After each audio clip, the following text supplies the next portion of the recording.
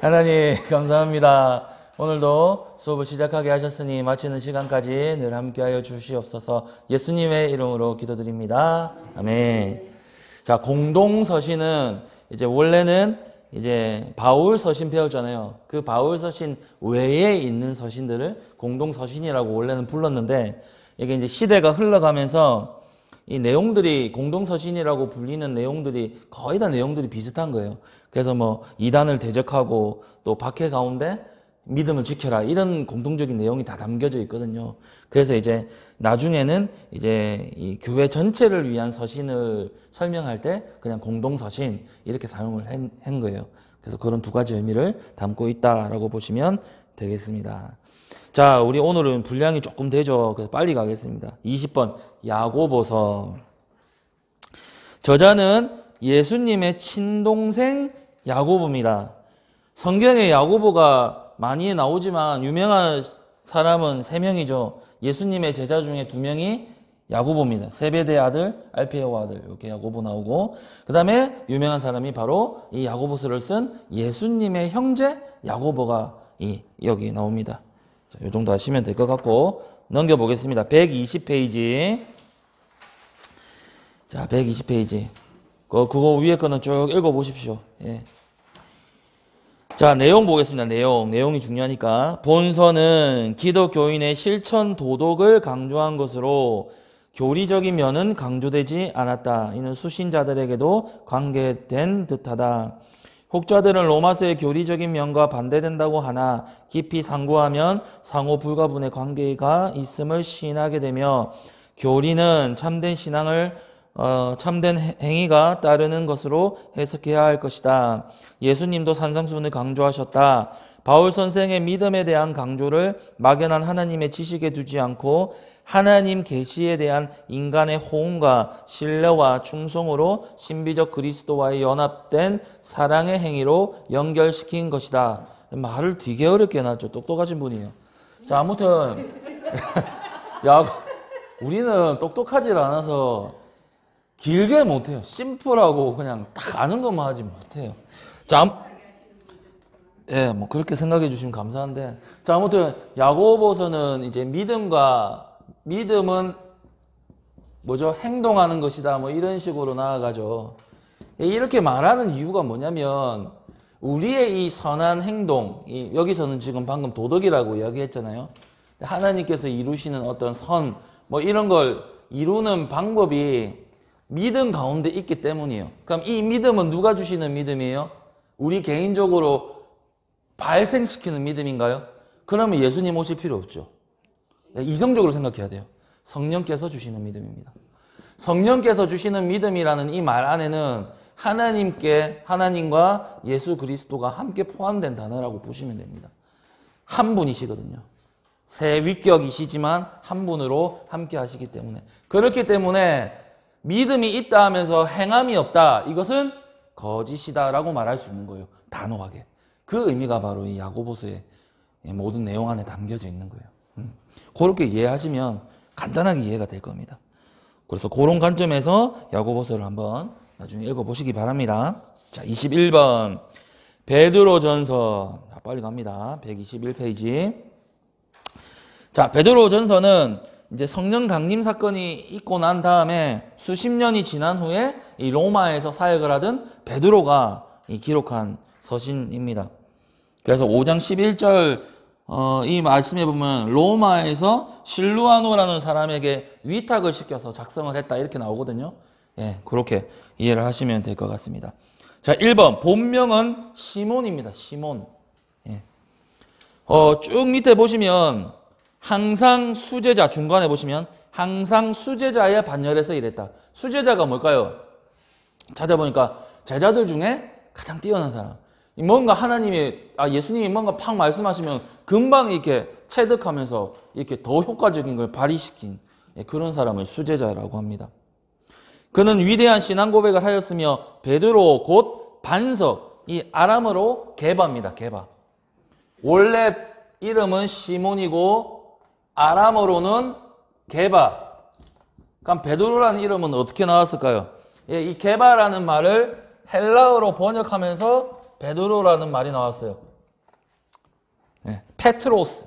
페트로스. 예. 이 페트로스가 우리나라 말로 번역하면서 베드로 이렇게 한 거죠. 베드로. 예. 이런 말입니다. 자, 그래서 이름은 이렇게 된다는 거 이해하시면 되고.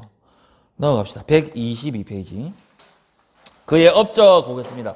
자, 오순절 교회 창립과 지도. 그래서 거기 보시면 성경에 보면 그 성령님을 받고 난 이후에 베드로와 11제자가 일어나서 설교를 했다 이렇게 말하죠. 그죠? 근데 중심적인 사람이 베드로라고 적혀 있잖아요. 그죠? 그래서 자, 그다음에 사마리아 지방을 순행하여 욥바 가이사랴 안디옥에서 역사했다. 로마 교회에서는 교황의 전설을 주장하나 확실성은 없고 네로 황제 때 순교한 것으로 승인할 만하다. 그래서 거꾸로 십자가에 뒤집어서 순교했다라고 전해져 내려옵니다. 수신 받는 사람들은 맨 밑에 보시면 각처에 흩어진 그리스도인이다. 특별히 이방인 그리스도인들을 말합니다. 목적 보겠습니다. 목적. 예루살렘이 멸망하기 전 네로가 기독교를 박해할 때 핍박과 환란에 시달리는 그리스도인들에게 소망과 위로를 주기 위함이다. 저자는 이러한 핍박과 환란에서 승리할 수 있는 길은 성도들을 위로하고 구원하시는 하나님의 사랑을 확신함에 있음을 역설했다라고 적혀져 있습니다. 내용만 잠깐 보겠습니다. 그래도 베드로전서 자, 1장, 2장에서는 본서의 목적과 같이 환란과 박해 가운데 있는 그리스도인들에게 필요한 것은 잠시 동안 육적 일을 초월하여 영원한 하늘의 소망을 가질 것이니 썩지 않고 더럽지 않고 새하지 아니하는 유업을 있게 하시나니 곧 너희를 위하여 하늘에 간직하신 것이라 라고 격려하였고, 격려의 내용이 나왔고, 신자의 목표와 이상은 예수 그리스도이심을 나타내었다라는 거죠. 결국 베드로 전서는 이 말에 모든 것이 다 담겨져 있습니다. 고난과 환난과 박해와 가난 속에서 우리가 붙잡아야 될 것은 세상의 어떠한 타겟책이 아니라 구원이라는 겁니다. 우리를 끝까지 포기하지 않으시고 영원한 생명 강가로 인도해 나가시는 하나님이 우리의 영원한 위로자로 삼아야 된다는 게 이 베드로 전서가 우리에게 주장하고 있는 바이다라고 알면 되겠습니다. 넘어가겠습니다. 123페이지 22번 베드로 후서. 자, 베드로 후서는 베드로의 고별 설교입니다. 마지막 설교입니다. 우리 지난 시간에 바울 했잖아요. 바울은 마지막 설교가 뭐였죠? 서신이? 디모데 전설까요? 후설까요? 후서. 지나간 건 물어보지 않겠습니다. 죄송합니다. 자, 제가 괜한 소리를 했습니다. 죄송합니다. 자, 저작의 동기와 목적. 본서도 전서에 준하나 전서는 외부적 위기를 취급했고 후서는 내부적 위기를 경계합니다. 전서를 기록한 후 순교가 임박하여 기록하였는데 전서는 환란과 핍박을 이기기 위해 기록되었고 후서는 이단 사설을 막기 위해 기록하였다. 말세에는 적 그리스도가 많이 나타날 것이니 각별한 대책이 필요하다라는 것을 이야기했다라는 겁니다. 자, 여기 이 이단 사설이라는 거는 이제 거짓 교사들을 이야기하는 건데 그 내용이 뭐냐면 예수님의 죽음, 부활 이거는 제자들이 꾸며낸 이야기다 이렇게 주장을 했었습니다. 그 다음에 언젠가 예수님이 재림하신다는 거 이거 거짓말이다라고 했습니다. 왜 그렇게 주장했을까요? 시간이 이래 많이 지났는데 안 나타났잖아. 이제 이걸 증거로 삼는 거죠. 자, 그 다음에 마지막으로 최후의 심판은 없다라고 했습니다. 따라서 당연히 현재의 삶에 충실해라라고 말하면서 문화, 뭐 성적인 거, 타락 이런 걸 이제 돈에 취하는 삶 이런 거를 이제 막 살아내도 된다라고 이렇게 주장을 했었습니다. 제가 지난주 전수인 권사님 말씀 보고 로마 시대에 이런 성적인 게 얼마나 심했는지를 찾아봤는데 굉장히 심하더라고요. 지금하고는 비교되지 않을 정도로 심하고 그 다음에 남자들과 남자들이 관계하는 거 있죠. 그게 문화적인 거예요. 문화적인 거.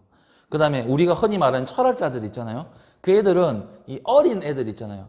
그런 문화생과 관계를 가지는 걸 아주 그냥 뭐라지 그냥 그런 걸로 여겼어요. 그러니까 이게 대단히 도덕적으로 심했습니다. 네. 우리의 생각과 그걸 뛰어넘습니다. 굉장합니다.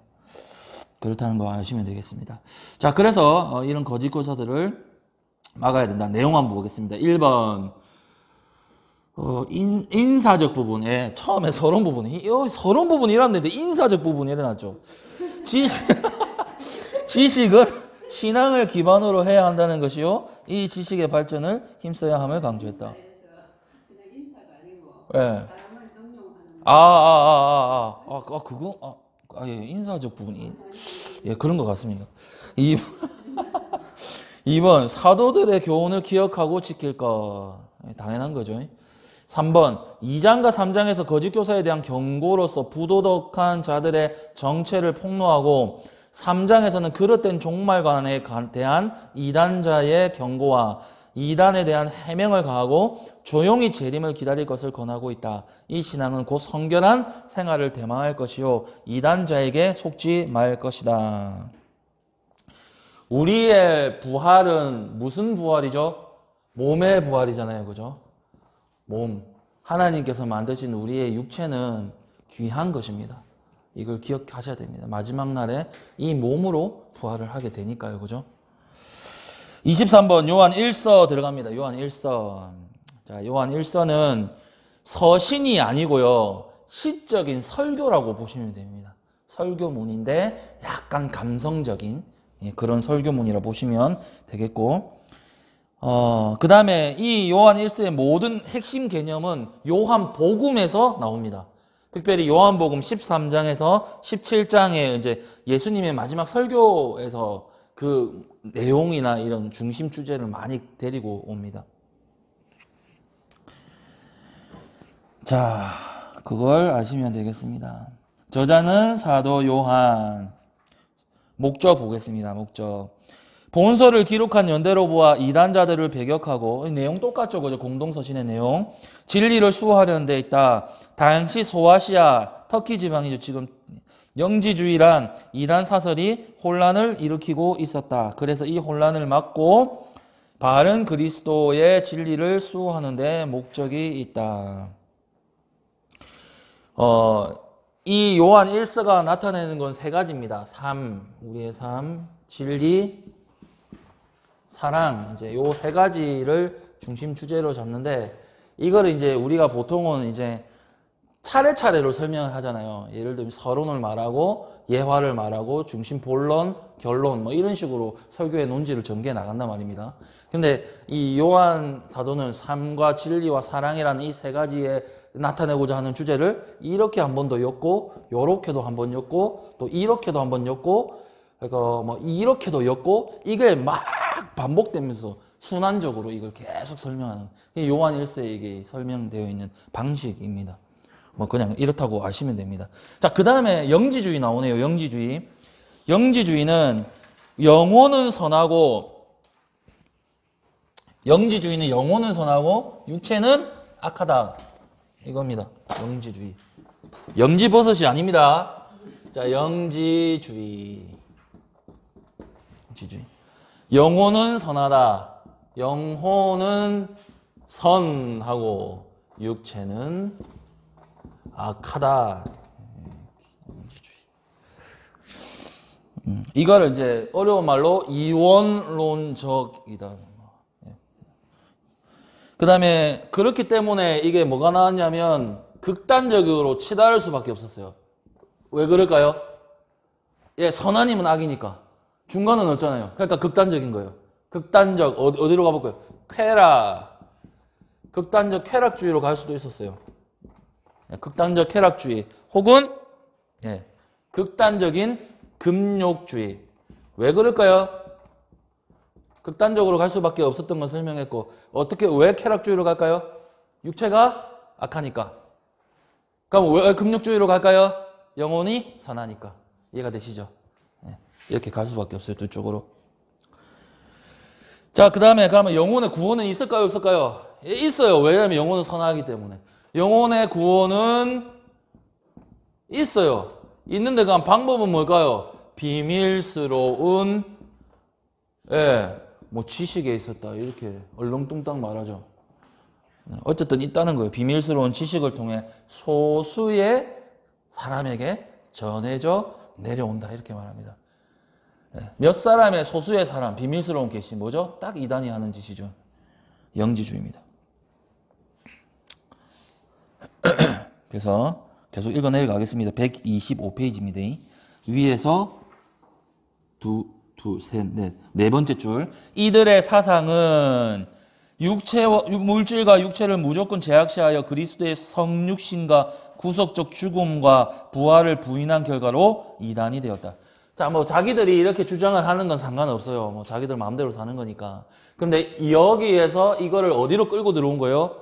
기독교로 끌고 들어온 거죠. 그러니까 문제가 되는 게 예수 그리스도의 성육신이 문제가 되는 거예요. 이 땅에 육신을 입은 게. 왜요? 육체는 악하니까. 그러면 자연스럽게 예수님께서 입으신 육체는 악하다 이렇게 해서 그 예수님의 육체에 입었던 모든 사건들을 다 부정해 나가는 거죠. 이게 문제가 되는 거예요. 그렇게 보시면 되겠습니다. 자, 그 다음에 내용도 한번 내용도 봐야 되겠죠. 자, 본서의 자, 세 번째 줄, 내용 세 번째 줄. 요한은 기독론. 기독론은 예수 그리스도에 관한 신학입니다. 기독론에 있어서 내면적인 선제성. 말이 어려운데 우주 만물이 창조되기 이전에 계셨다. 이게 선제성입니다. 미리 있었다. 이미 있었다. 성육신, 계시성 알려내고 드러내셨다. 중보성을 영원한 생명의 말씀으로 표현했다. 성도의 생활은 하나님과의 교제임을 지적하고 그 교제의 필수적인 요인은 성육신하신 그리스도를 아는 데 있음을 지적했다. 실로 이러한 영적 지식을 전달받지 못하고는 하나님과의 교제는 성립될 수 없다. 이 내용이 뭐하고 싸우는 것 같죠? 당시에 유행했던 이단 사설인 영지주의와 싸우기 위해서 지금 이거를 쓰고 있다는 게 드러나고 있는 겁니다. 넘어가겠습니다. 126페이지. 내용 분해를 한번 보겠습니다. 내용 분해. 1번 서론, 2번 하나님은 빛이시다, 3번 하나님은 사랑이시다, 4번 하나님은 생명이시다. 4번 이게 5장에 나오는 이게 결론입니다. 그래서 하나님은 생명이시다를 말하면서 5장 20절에 보시면 예수님은 참 하나님이시다. 이걸로 연결이 됩니다. 역시 영지주의와 관계가 좀 있죠. 그죠? 하나님은 생명이신데 예수 그리스도는 이 땅에 오신 사람의 몸을 가지신 참 하나님이시다. 이걸 결론으로 제시를 하고 있습니다. 자, 다음 요한 2서 넘어가겠습니다. 요한 2서. 자, 요한 2서는 특정한 가정교회를 향한 경고입니다. 어떤 가정교회인지는 모르겠지만 이 당시는 가정교회거든요. 전부 다.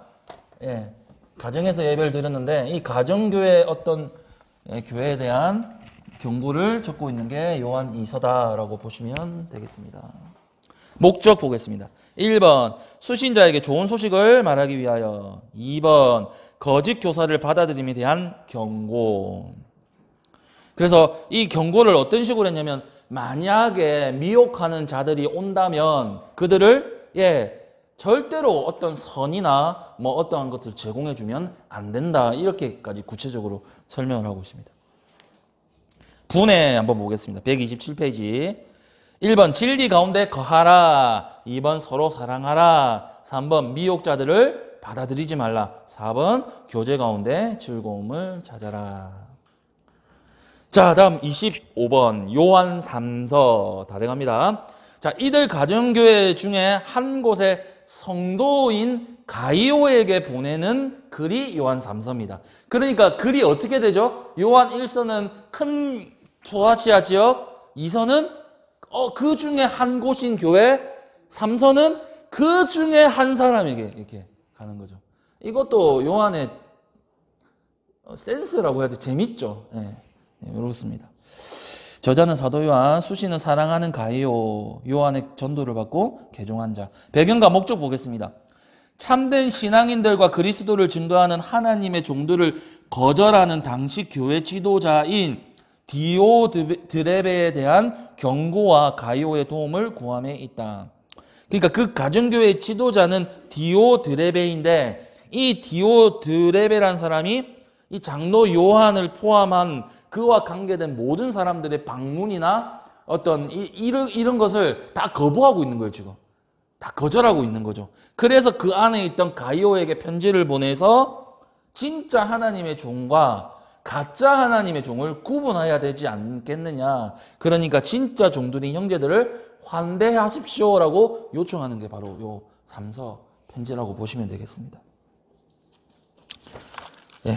내용분의 인사, 권면과 경계, 전도자들을 후대할 것. 넘어가서 디오드레베에 대한 경고, 그 다음에 데메드리오의 추천. 이렇게 이어집니다. 자, 이제 얼마 안 남았습니다. 예. 유다서. 유다서는 진짜 설교 듣기 힘든 책입니다. 예, 유다서. 있는지도 모르는 분도 꽤 계세요. 자, 유다는 누굴까요? 예, 야고보의 동생. 야고보 아까 봤죠? 누구죠? 예수님의 형제. 그렇죠. 형제. 그래서 유다는 이 예수님의 형제가 4명이었거든요. 이 4명의 형제 중에 1명이에요. 예. 그래서 예수님의 형제가 야고보, 요셉, 그 다음에 시몬, 유다 이렇게 4명이 있다고 합니다. 야고보 아까 나왔고 그 다음에 유다 이렇게 되는 거죠. 예, 이렇게. 그러니까 엄청 흔한 이름이에요. 예, 흔한 이름. 철수, 영희. 예, 엄청 흔한 이름. 아, 진짜요? 그런 이름도 있어요? 시대가. 예. 자, 그렇습니다. 자, 보시면 되고. 수시는 부르심을 입은 자라고 되어 있고 흩어져 있는 12지파. 그러니까 유대인 그리스도인 공동체를 대상으로 쓴 글이 유다서입니다. 자, 저작의 동기와 목적 보겠습니다. 본서의 처음은 일반적으로 얻은 구원. 자, 이 뜻이 뭐냐면 메시아를 통해 얻은 구원 이 뜻이거든요. 예수님을 통해 얻은 구원. 그 구원에 대해 말하고자 의도했으나 성령님의 인도하에 따라 다른 주제로 쓰게 됐다. 그것은 뭐냐면 가만히 들어온 거짓 교사들로 인한 위기 때문이었다. 그래서 저들의 위험을 경고함에 있다. 당시의 이단인 영지주의 철학과 그의 종교 사상을 막기 위함이다. 공동서신의 특징입니다.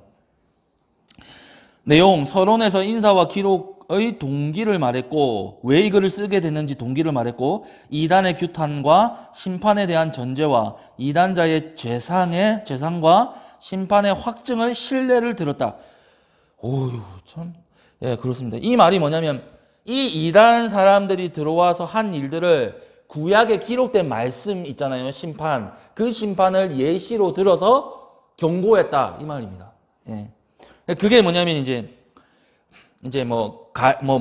가인이 이렇게 그 사람들이 한 일도 이렇게 구약의 그 사건을 통해 데리고 들어왔거든요. 그래서 가인이 폭력의 지배하는 도시를 건설한 거. 그다음에 발람이 이 처음에 그 막 유혹을 해가 실패하자 막 성적 타락으로 그들을 넘어뜨렸잖아요. 그런 일들. 또 레위 자손 고라가 모세가 있는데도 불구하고 막 이 반란을 주도한 거. 뭐 이런 일들을 이제 끄집어 내옵니다. 그리고 이 유다서의 특징이 또 한 가지 뭐냐면 우리가 이 정경은 우리가 집어보고 있는 성경이잖아요.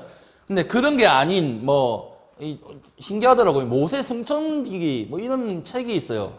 유대인들은 안 돼요. 그래서 모세 승천기, 그 다음에 에녹 일서. 우리는 이런 거 안 받아들이잖아요, 그죠? 이런 가톨릭은 아마 로마 가톨릭은 이거 받아들일 건데 이런 거의 내용을 데리고 왔어요, 인용을 해서. 그래서 이거를 논지를 풀어나간 글이 유다서에 나와요. 예, 우리하고는 좀 처음에 읽으면 이 성경에 어디 나온 이야기지? 이렇게 할 가능성이 높은 이야기들이 나오고 있습니다. 그래서 이게 모세 승천기에는 이런 이야기 나와요. 유다서 1장 9절에 보면 천사장 미가엘이 모세의 시체에 관하여 마귀와 변론할 때 이 성경이 어디 나옵니까? 근데 이런 이야기가 나오는 거예요. 예. 근데 아마도 이 정경에 관한 이 논의를 할 때 이 내용이 거짓 교사들에 관한 어떤 심판이나 그런 잘못된 것을 예, 이렇게 하기 위해서 또 유대인들에게 이런 글은 흔하다고 하더라고요. 유대인들은 이걸 또 많이 읽는다고 해서 아마 그런 식으로 생각을 했기 때문에 정경으로 이렇게 포함이 되지 않았을까라고 생각을 해봅니다. 그게 아마 유다서다. 이렇게 읽어보시면 되겠습니다. 이해하시면 되겠습니다. 자, 마지막 요한계시록 다 왔습니다. 요한계시록. 자, 시간을 항상 지켜드립니다. 자, 요한계시록.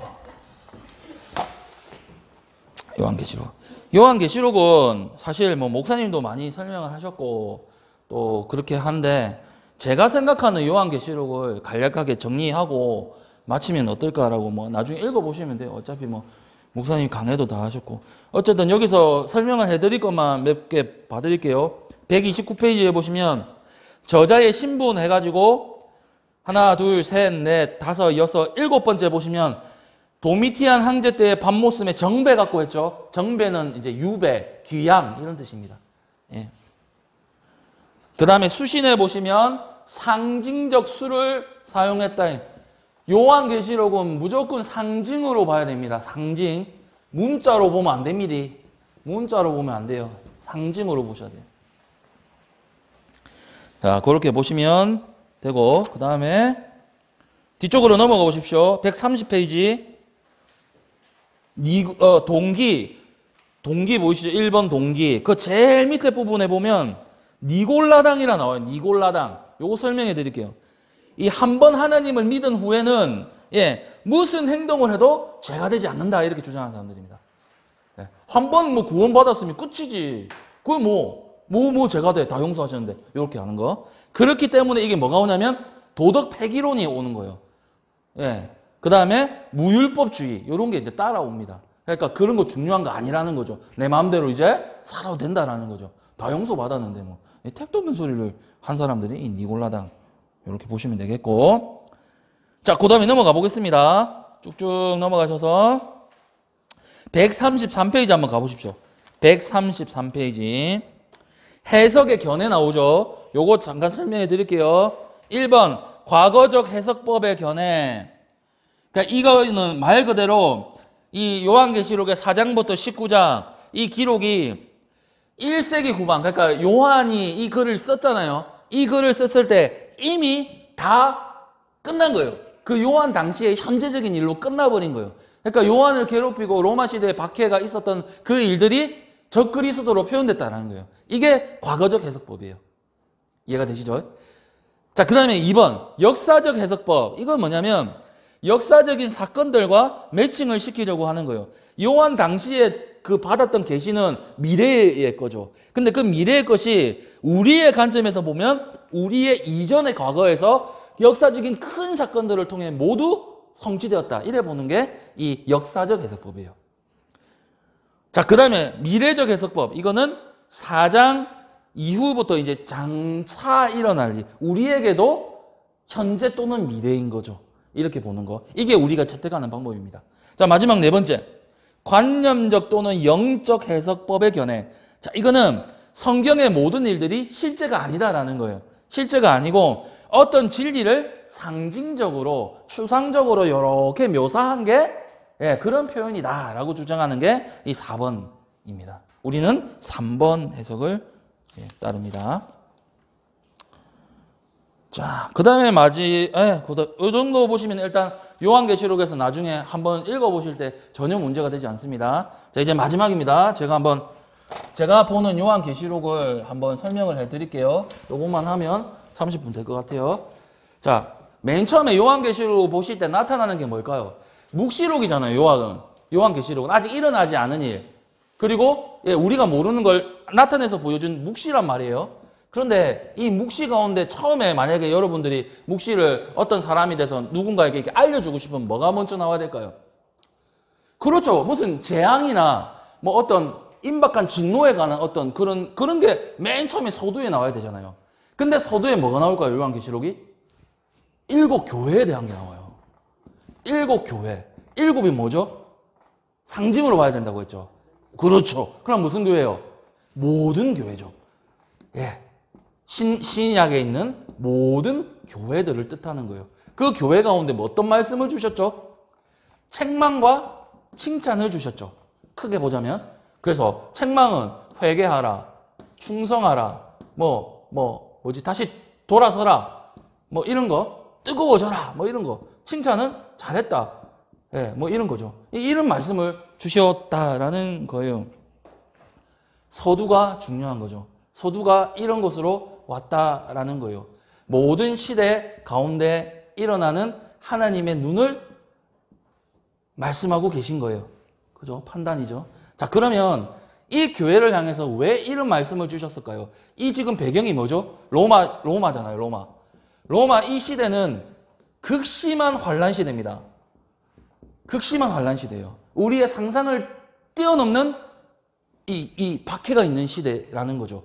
그러니까 하나님의 눈이 이 모든 교회 시대를 지켜보고 계시면서 있으니까 너희들은 뭐 하라는 거죠? 교회로서의 사명을 잘 감당해라는 거죠. 이해가 되시죠? 여기서 한 단락이 끝나는 거예요. 그 다음에 이어지는 게 뭡니까? 예, 그럼 로마의 박해를 요 사이에 두면 좋을 것 같아요. 로마의 박해. 그죠? 이 배경입니다.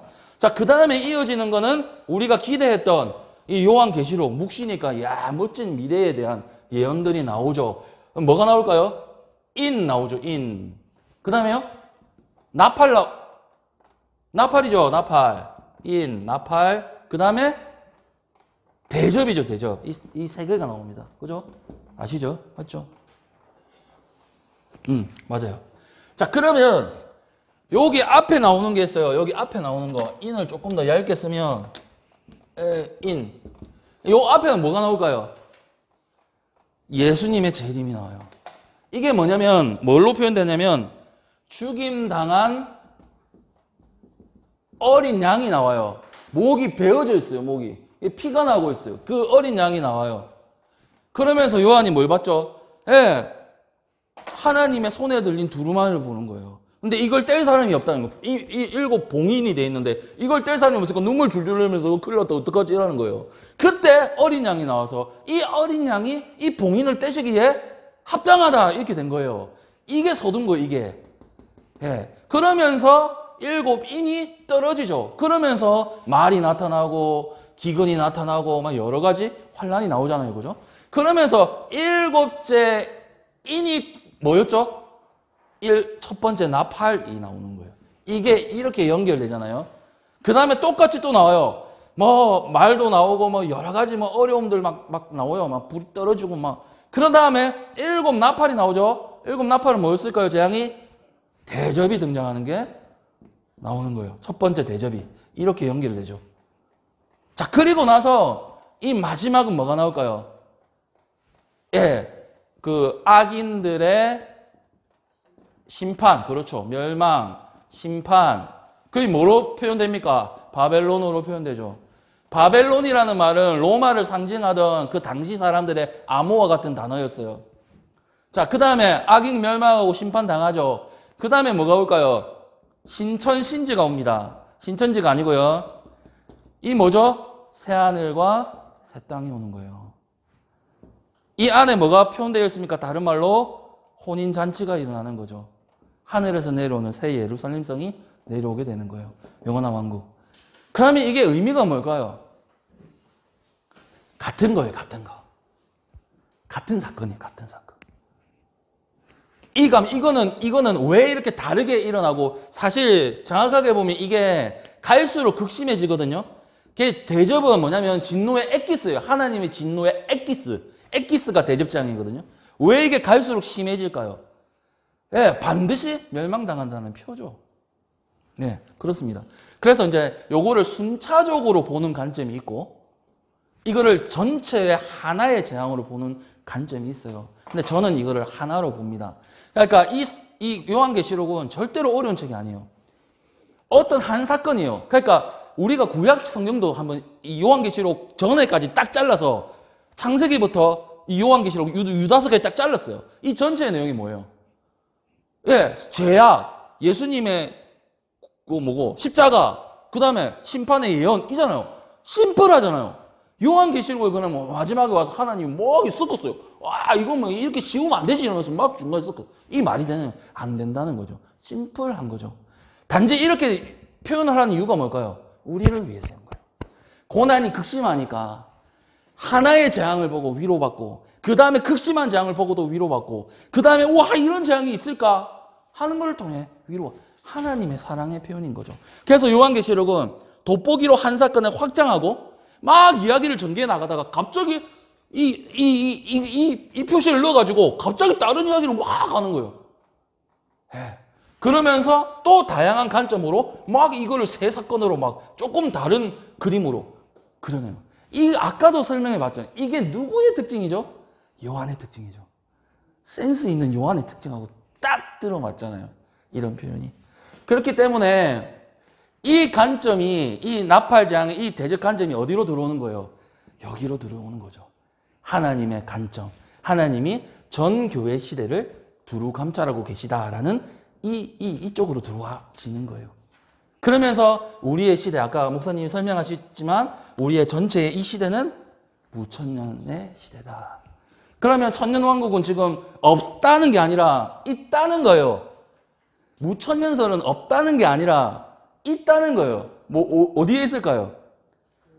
예, 지금 우리 성도들이 죽었잖아요. 죽으면 어디로 가요? 하나님 나라에서 이미 승리하신 예수님과 하나님 나라에서 천년 왕국을 누리고 있는 거예요. 영원한 하나님과 그와 함께. 그리고 우리들도 이 땅에서 하나님 나라가 이 땅에 왔잖아요. 누리며 살아가는 거예요. 이게 겹쳐지는 거죠. 이게 무천년이에요, 무천년. 그래서 이렇게 많이 이어가는 거예요. 그 사랑하는 성도 여러분, 우리가 예수님 나중에 믿고 천국 가면 이 땅은 괴로워, 진짜 살기 싫어, 지옥이야 이러면서 딱 죽으면 와, 천국! 이게 맞을까요? 아니요. 성경은 우리의 죽음을요, 이어가는 거라고 말해요. 이 땅에서 하나님 나라가 이미 왔다니까요. 믿음은 바라는 것의 실제라고 했잖아요. 이 땅에서 하나님 나라가 왔다라고 말을 했어요. 그 하나님 나라를 누리다가 완전히 맛보지 못한 거예요. 그러다가 죽음이라는 걸 통해 그 문을 열고 진짜의 세계로 들어가는 거죠. 연장선이에요, 연장선. 그런 개념으로 이 땅을 살아가셔야 되는 거예요. 그게 바로 성경이 우리에게 말하고자 하는 의미입니다. 기도하고 마치겠습니다. 하나님 감사합니다. 오늘도 우리를 은혜 가운데 말씀 가운데 지켜주셨으니 가장 귀한 것들로 우리에게 마음속에 신비에 새겨주셔서 하나님의 백성으로 살아가는 우리가 절대로 주눅들지 않고 용기 잃지 않고 하나님의 뜻대로 살아가고 그 힘을 얻어서 늘 승리하며 전진하는 우리 믿음의 성도들이 될 수 있도록 주님께서 늘 함께하여 주시옵소서. 예수님의 이름으로 기도드립니다. 아멘.